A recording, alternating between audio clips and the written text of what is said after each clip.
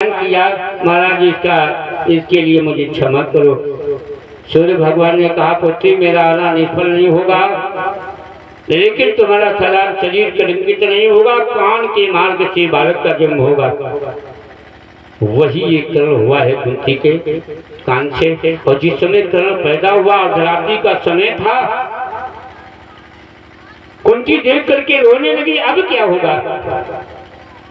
अपने महल में जिसमें रहती थी आंगन में बैठी बालक को लिए और विचार करते हैं अब सवेरे क्या होगा, कितना बड़ा अपयश होगा, लोग क्या कहेंगे। विचार किया कि इस बालक को लेकर के हम स्वयं वन में जा करके जो है चीता लगा करके अग्नि में जल करके समाप्त हो जाए बालक को लेकर के। उसी समय सूर्य भगवान प्रकट हुए और कहा पुत्री ये वो बालक है जिस बालक के द्वारा तुम्हें तीनों लोकों में यश प्राप्त होगा, वैभव फैलाने वाला महान वीर है, क्यों चिंता करती हो? कुंती ने कहा महाराज ये तो बात ठीक है, लेकिन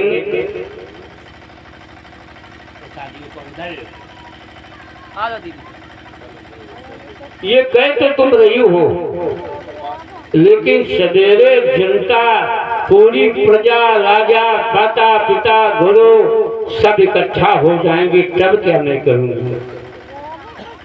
महाराज भगवान ये यश फैलाने वाला नहीं, ये आँख खोलने वाला है। प्रातः दरवाजे पर जमघट होगा, किस किस को मैं समझाऊंगी। प्रातः काल होगा, दरवाजे पर बेला लग जाएगा कि महाराज की कन्या के गर्भ से कुआने पर बालक हुआ है। मैं किसे अपनी सच्चाई बता करके और अपने को बचा सकूंगी। सूर्य भगवान ने कहा अगर ऐसा है तो फिर इसे एक लकड़ी की जो है लकड़ी की मंजूषा में लेटा करके गंगा की धारा में छोड़ दो जा करके।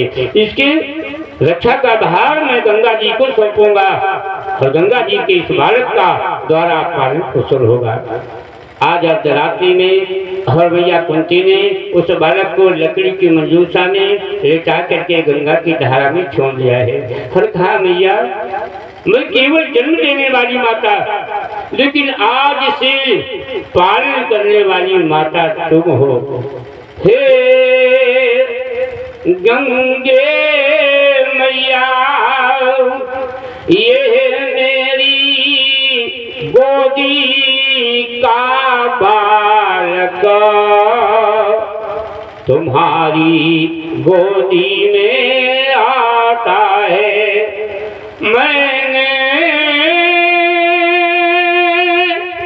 तो केवल जन्म दिया, पर रक्षा का भार तुम्हारे पर। मैं केवल जन्मदात्री हूँ,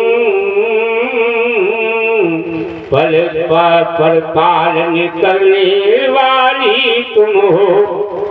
मैं केवल जन्म देने वाली माता, लेकिन पालन करने वाली ये सारा रक्षा का भार तुम्हारे हाथों में और छोड़ करके चली आती है।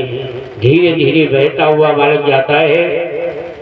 हस्तिनापुर में एक अधीरथ नाम का सूत रहता था, वो नित्य 4 बजे गंगा स्नान करने जाता था। आज वो स्नान कर रहा है और तब तक ये बहता हुआ आ रहा है।